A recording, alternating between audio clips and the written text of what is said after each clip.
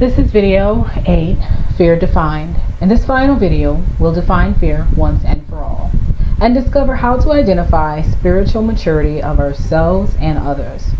I believe that doing so can help us to know where we truly are and what we need to do to get where we should be on the fear spectrum. Looking at Hagar's story, I believe can really help us to understand this process of spiritual maturity. Hagar first perceived and then feared. And this is irrational. God was not involved in it. And there is no mention in the scripture of Hagar really thinking through her perception.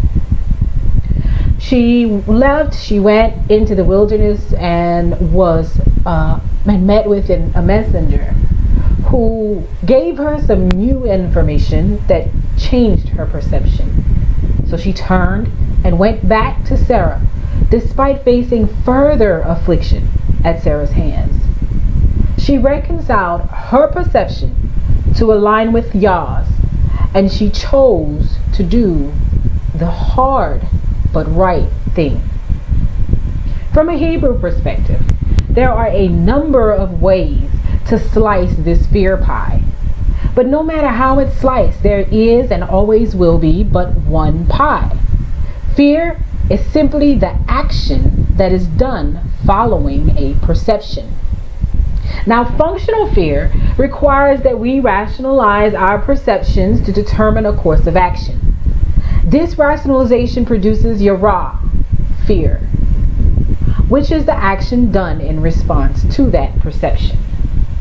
The fear of God is acting based on the perception that God is in control and He knows best. It is acting in obedience to Him and according to His perception, even when things don't look favorable for us. The Bible specifically states that Hagar was to go back to be afflicted at the hands of Sarai, Abraham's wife. Living in fear of God isn't always pretty, but it's always purposeful. Knowing her purpose, Hagar was willing to endure the affliction that lay ahead.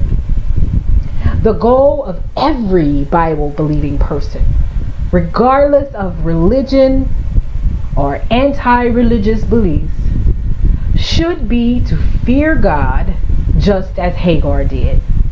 Not with an emotional disturbance, not with a certain sense of respect as taught to us by someone else, but with acceptance of, trust in, and complete obedience to Yahuwah.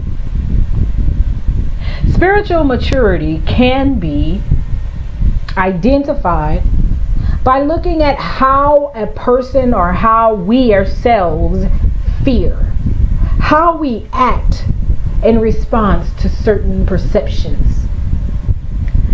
Children and infants naturally are inclined to have an irrational fear, meaning they are naturally inclined to see something and run, to perceive something and act or fear. But as we grow into adults, rationalization enters into this process, and irrational fear becomes rational fear to mature adults. And that rational fear simply means that a person uses his or her own mind, intellect, experiences, etc. to make decisions that they feel are appropriate in that situation. Those fear decisions, responses, and actions ultimately lead to people acting in favor of their own self-preservation.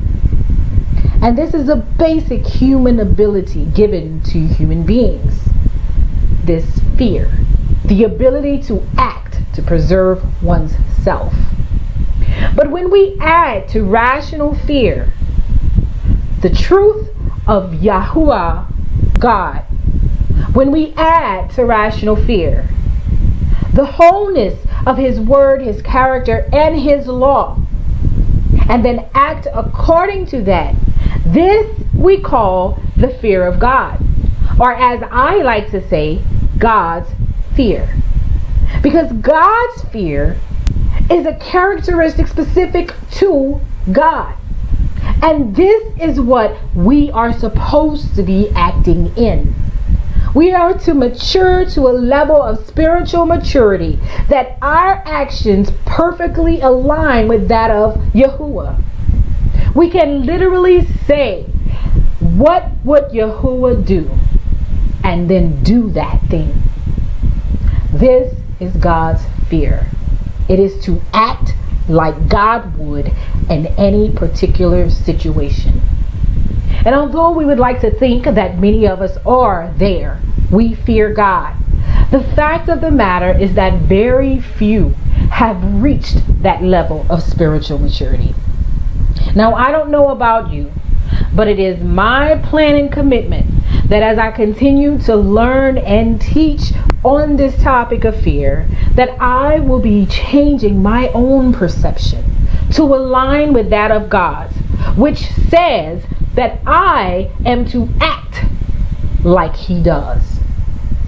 So I hope to see you in section 2, where we'll talk about the obedience component of fear.